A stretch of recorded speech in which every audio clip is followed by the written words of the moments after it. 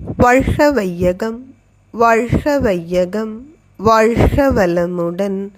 குருவே துணை. அனைவருக்கும் இனிய காலை வணக்கம்.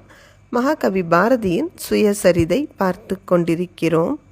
தேவர் மன்னன் மிடிமையை பாடல் போல் தீய கைக்கிளை யான் எவன் பாடுதல், ஆவல் கொண்ட அரும்பெறல் கண்ணிதான் அன்பெனக்கு அங்கு அளித்திடலாயினல், பாவம் தீமை வழி எதும் தேர்ந்திடோம் பண்டை தேவ யுகத்து மனிதர் போல், காவல் கட்டு விதி வழக்கு என்றிடும் கயவர் செய்திகள் ஏதும் அறிந்திலோம்.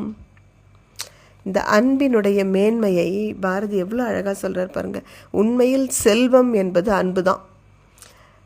அதனால் எனக்கு அந்த பெண்ணினுடைய அன்பு கிடைத்ததால் நான் தேவர்களுக்கு தலைவனான தேவேந்திரனைப் போல இருக்கிறேன். அந்த தேவேந்திரன் அனைத்து செல்வங்களும் உடையவன். அவனை கூப்பிட்டு வறுமையை பற்றி பாடுன்னா அவன் எப்படி பாட முடியும்?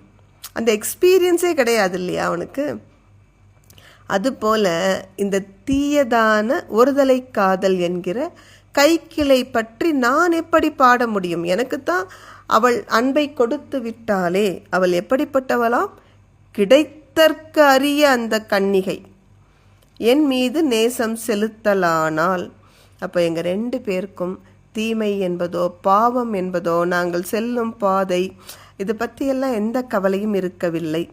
பண்டை காலத்தில் தேவ யுகம் நடந்து கொண்டிருந்த பொழுது மனிதர்கள் எப்படி மகிழ்ச்சியாக வாழ்ந்தார்கள். ஒருவருக்கு ஒருவர் அன்பு பாராட்டி ஒத்தும் உதவியும் வாழ்ந்த அந்த காலத்து மனிதர்களைப் போல நாங்கள் இன்று இருந்தோம். எங்கள் அன்பில் எங்களுக்கு மகிழ்ச்சியை தவிர வேறொன்றும் தெரிந்திருக்கவில்லை. இந்த காலத்து மனிதர்கள் சொல்லுகின்ற அந்த காவல், கட்டுப்பாடு, நியதி, ஆச்சாரம் என்னும் வஞ்சகர்களின் சமாச்சாரங்கள் எதையும் அறியாதவர்களாய் நாங்கள் எங்கள் உலகில் மகிழ்ச்சியோடு இருந்தோம். உண்மையில் ஒரு காலத்தில் மனிதர்கள் எளிமையாக மகிழ்ச்சியாக வாழ கற்று வைத்திருந்தார்கள். ஆனால் இன்று நாம் அதை தொலைத்து விட்டோம். இன்றைக்கி நம்ம நிறைய படிக்கிறோம், அதிகம் பணம் சம்பாதிக்க கற்றுட்ருக்கோம், டெக்னாலஜி எல்லாவற்றிலும் முன்னேறி கொண்டே இருக்கிறோம்.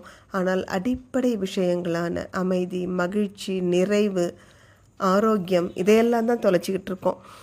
கட்டாயம் அன்பு ஒன்று இருக்கும் பொழுது இவை அனைத்தும் நமக்கு கிடைக்கும். அதனால தான் இந்த அன்பிருக்கும் இடம் மகிழ்ச்சி இருக்கும் இடமாக பெரியவர்கள் அத்தனை பேரும் சொல்கிறாங்க. நாளும் நாளும் நம் மனதில் அன்பை நிறைப்போம். நன்றி. வாழ்க வளமுடன்.